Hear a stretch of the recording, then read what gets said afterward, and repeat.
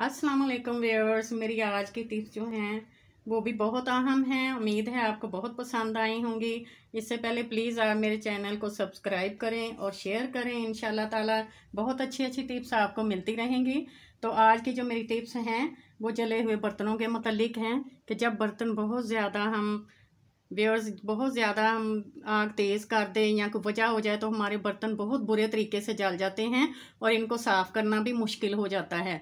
आज मैं आपको इनके मतलब बताऊंगी कि इन बर्तनों को हमने किस तरह से अच्छे तरीके से साफ़ करना है और इसके बाद जो इनमें जले की स्मेल होती है उसको हमने कैसे ख़त्म करना है।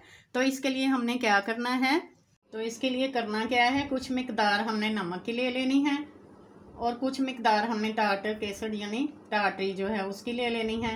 अगर आपके पास ये टार्टर केसर मुहैया नहीं है तो कोई भी खटास वाली चीज़ जो है वो आपने ले लेनी है। अब पतीले में हमने इतना पानी डालना है कि जहाँ तक पतीला जल चुका है उतना पानी डाल के उसमें ये नमक और जो टार्टर केसर है इनको हमने डाल देना है और पानी को बहुत अच्छे तरीके से बॉयल कर लेना है। बॉयल करने के बाद जब हम उसको उतारेंगे तो व्यूअर्स उसमें जो है मटेरियल उसको हमने किसी स्पून के साथ खुरच देना है। बहुत इजीली वो उतर जाएगा। उतरने के बाद फिर हमने उसको अच्छे तरीके से स्क्रैच कर लेना है। उसके बाद वो मटेरियल जो है ऐसा लगेगा कि जैसे यहाँ लगा ही नहीं था, पतीला बिल्कुल साफ़ हो जाएगा। ये देखें व्यूअर्स, मैंने इसको नमक और सिरके वाले पानी के साथ इसको बहुत अच्छी तरीके से बॉईल कर लिया है। फिर इसको स्क्रैचर के साथ अच्छे से साफ़ किया है। तो देखें कितना नीट और क्लीन हुआ है और इसमें शाइनिंग भी बिल्कुल वैसे ही आ गई है जैसे कि पहले थी।